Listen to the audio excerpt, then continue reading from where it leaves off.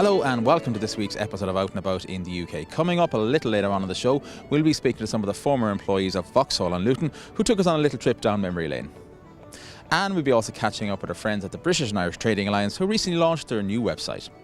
But first we're off to St Andrew's Church in Holborn, where the Ireland Fund of Great Britain recently held a celebration night of Irish culture. Paris, you're the main organiser of the event here tonight and promises to be a great night. What went into organising this? What didn't go into organising this? I hadn't actually done an event like this before, but I found that my background in theatre and film was really, really helpful in terms of understanding how something should look and how it should impact on an audience and guests. Who's performing here tonight? We have Adrian Dunbar, Paul Bradley, Jade Urrell, Niamh Cusack, Kim Thompson was supposed to, but she's ill unfortunately. The opera singers Caroline Dobbins and Owen Gilhooly and Angeline Ball. I started on stage as a dancer, which has been really, really good, particularly for stage work, because when you're doing something on stage, it's like doing a piece of choreography. And once you remember the choreography, it helps you with the lines. I worked with Keith Carradine in the 1950s, with Stephen McGann in the 1870s. Acting is like being a time-travelling gypsy, really. So you get to inhabit all of these different eras and these different times. Tonight's promised to be an amazing event, an amazing night, and we're very much looking forward to it. And thank you very much for joining us. Thanks for having me.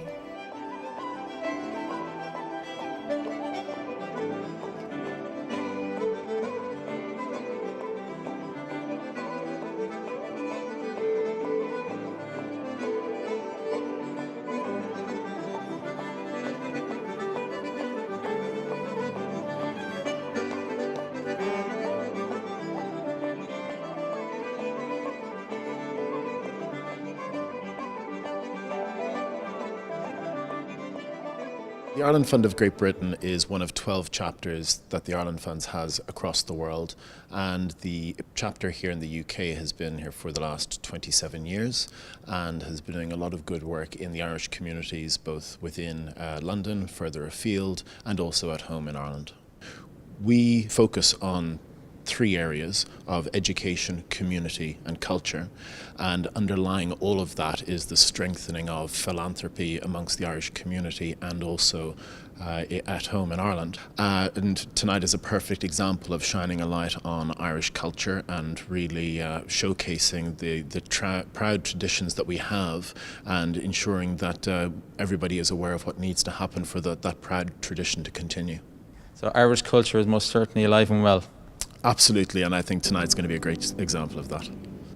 Once in the dear dead days beyond recall, when on the world the mists began to fall, out of the dreams that rose in happy throng. Jade, tell us about how you got involved with tonight's event. I was asked by Paris Jefferson to take part. I'd actually worked with her before in the Gate Theatre in Dublin, and we had a great time, and it's brilliant. It's really nice to be asked, actually, yeah. And what piece are you performing tonight? I'm going to be performing Molly Sweeney by Brian Friel. Tell us about your love of poetry. I thought you were going to ask me about my love life there for a moment. My love of poetry, well, I'm a big Yeats fan, and I recite it at many a party. It's always my go-to, and I kind of felt maybe, Brian Friel was today's piece rather than doing Yeats. I think there's a lot of people doing Yeats today. And you're originally from County Galway, now based in London. Tell us about your move to London. Well, I signed with a new agency here, so the move, it was a must. I lived here before as well, I said about 10 years ago, so I'm no stranger to the place, and I love it. And Jade, what are the future plans in your career right now? I've been making a few trips to LA, so that's maybe the next step. But I quite like London. It's, it's nice to be able to just fly over and back for pilot season and things like that. So, yeah. Who knows? This is the kind of career you never know what's going to happen tomorrow. So I kind of like it that way. I'm one of those rare breeds. I don't really enjoy the 9 to 5. Makes me go a little bit mad. I'm a bit mad anyway. But yes, I'm very, very lucky to be here today and to be doing a job that I absolutely adore. I wouldn't ask for it any other way. Many thanks there to Paris Jefferson for inviting us along there to the celebration night of Irish culture. It really was a very, very special night. Well, the British and Irish Trading Alliance was set up by Cork native Paul Whitnell to strengthen and promote business within the Irish community here in London. They're about to launch the Irish chapter of the network and a revamped website. And we caught up with Paul to tell us more. Tell us about today's event. Well, today's event is the Construction Network event that happens as part of the BITA calendar. Today was a special one really because we're launching the BITA website, which is a huge integral part of the development of BITA. And today our members got a great feel of what the website will be capable of doing going forward. Tell us about the Irish chapter of BITA. The launch is coming up quite soon. Yeah, the launch is starting on we're launching on the 28th of May in the British Embassy in Dublin.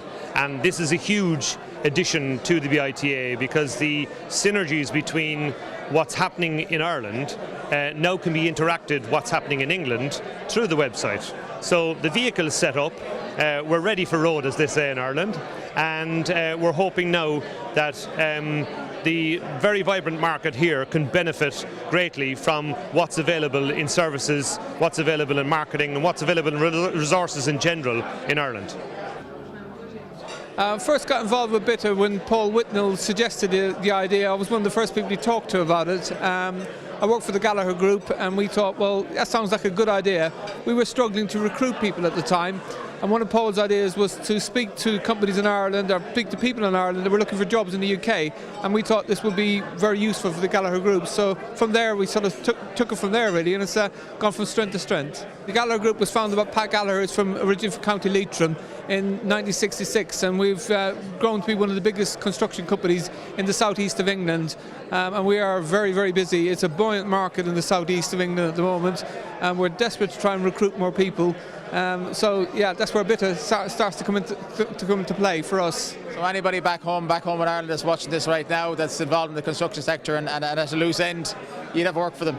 Absolutely, particularly engineers, project managers, QSs, we would have work. We are desperate to get people, and all trades in fact, machine operators, anybody really.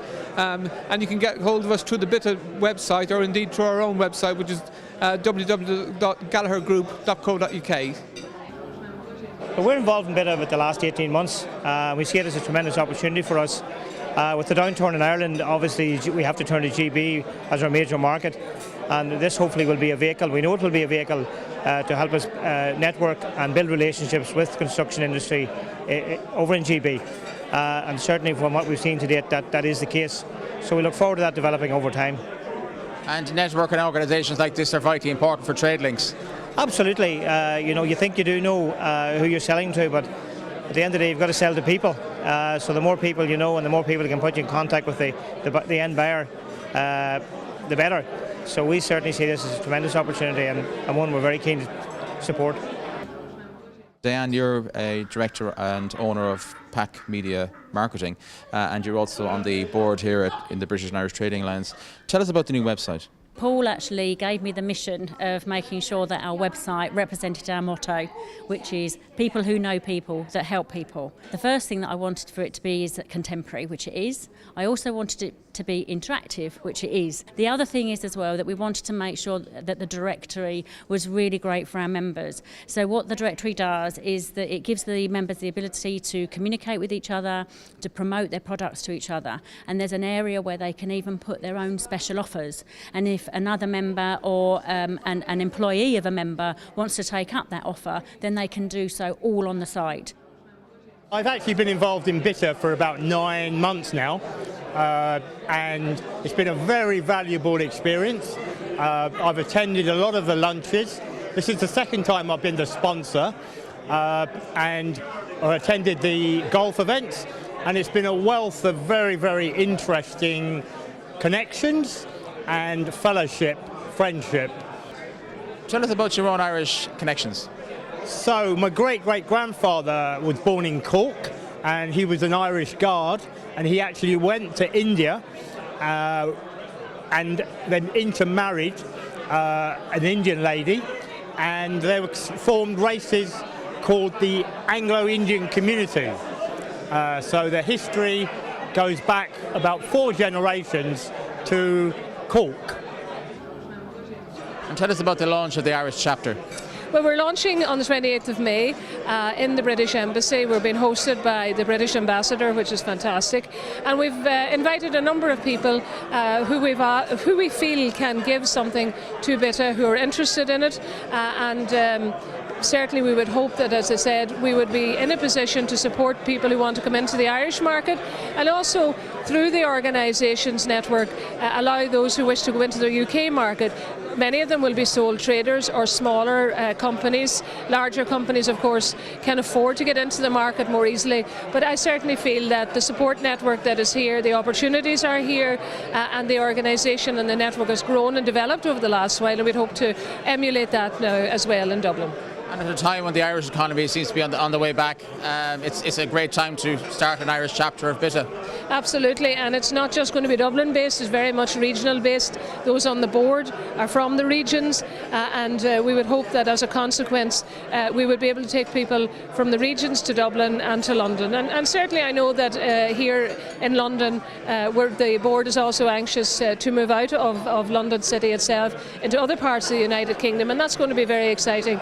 But I think we're going to start off small and then build on it once we get our message across that this is a fantastic organisation to be a part of. We're launching the new website and hopefully people will have the opportunity to see what is done and see what a lot of people here have been able to do as a consequence of being a member of the organisation.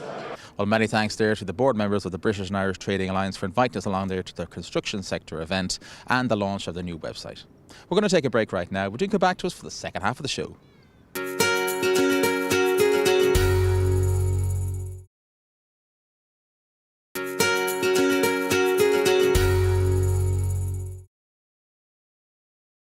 You're very welcome back to the show. Well, Vauxhall in Luton attracted thousands of people to work and settle in the town. Many of those were first and second generation Irish. On a recent visit, we caught up with those people to find out more about their lives here in the UK. So Dennis, you spent many years working in Vauxhall. You're originally from Bandon in County Cork. How did you end up working in Vauxhall for all those years? I had family connections going back about 3 generations working in London. Actual fact, my grandfather on my mother's side of the family worked in London in the 1800s when they were laying tram rails. I came, I had an aunt, my mother's sister. She was living in the London area and married to an Englishman. And I came over to stay with them. They met me at Paddington train station, took me up to their house. And he has some connections. He got me a job at De Havilland Engine Company, Leavesden. They were an aircraft engine company, and their main factory was in Hatfield in Hertfordshire, where they produced the Comet airliner. Vauxhall and Luton, I reckon they hit their peak going back in the 1960s. There was a Bedford truck. There were bonneted ones and there were military ones, and they used to sell them to countries like Belgium, I think the Netherlands and Denmark. Between Vauxhall and Cum, there were about over 30,000 employed in factories in Luton at that time. Over 30,000. Between the truck factory in Dunstable, some components of the trucks were made in Luton. They transferred over there. For instance, the lorry cabs. Another person, some of the mechanical parts, like the back axle gears, they were machined in Luton and assembled put into the banjo part of the back axle. It must be some change to come from Cork to this. I found it hard to understand accents. The home county's accent, I found it difficult to understand, but I didn't manage to understand the Geordies, the one from the northeast of England. I could understand them, but I couldn't understand the ones from the home counties for some time. So, from County Kildare, was Luton the first port of call? Well, I came to a brother in Finchley. He worked in Finchley. It's just outside London. It was a posh place and I didn't know nobody. Although I worked with a lot of Kilkenny blokes, tarmacking for a while, but as I was getting married in Luton in '63, I came down to Luton. I'm here ever since. Luton's been a good town. It's been a good town for you, isn't it? Luton has had been a very good town, with all the factories, as you know, and I got myself, I work in the building, I work at everything, but I got myself into Vauxhall. I started labouring first for 2 years, then I got my chance and I went driving. So I stuck it for 30 years and 3 months. So you're driving for Vauxhall. Tell us about that. Fork truck driving. First of all, I went for my interview, so we had a driving school, so we had to go there for a week to learn all about the fork truck, how to, as you know, it's a machine that's not, it's hard anyway. So the wrong hands, it can be a troublesome machine. Oh yes, oh yeah. Anyway, we learned and passed out, and that was it. So we had sections then in Vauxhall, press shop and body shop and you name it. We looked after a group, a set of presses, and where they were pressing out all the panels, and then we had the inspector, which. And working in a big factory like that, did you find it, daunting, coming from maybe the Bog of Allen, working in the Bog of Allen, County Kildare, to working here in Luton in Vauxhall? It must have been an awful change. Well, yes, it was a big change, especially when you're outside working all the time, and to get inside, with the noise and everything. I know we got earmuffs, but a bit too late. But then we got it, but it was a bit hard. But I was married, had 2 young boys, and I had to stick it. So Joe, you weren't an employee in Vauxhall, but you do have quite a rich knowledge in the history of the company. Tell us a bit about it. Well, so far as I know, that Vauxhall started as a metal manufacturing company rather than cars, vehicles, and they started in Victoria, or the Vauxhall area of London, and hence they moved to Luton and they took the name Vauxhall, and that's where it came from. And they started making cars before General Motors then bought them out and took them over. So they were a car manufacturer in their own right, but maybe they got too good, and General Motors saw that they should take them over. Came to London in the mid-50s, and I got a job as a trolley bus driver, which was well gone. Trolley bus, tell us about that. Well, trolley buses were run on electricity, and so there was overhead wires, and they had 2 booms, 2 poles from the bus to the wires which brought the electricity down to the bus. They were very big. They were much bigger than the petrol diesel buses. Yeah. Was there many Irish working on it at the time? Lots and lots of Irish. They didn't like the shift work very much, so if things were going well in the local factories, because I was in northwest London, if the factories were going well, the Irish would be in the factories. If the factories were done away with the overtime, they would come onto the buses, and that so it was a bit of up and down. In the 1969, I moved to Luton. There was a possibility of getting a house.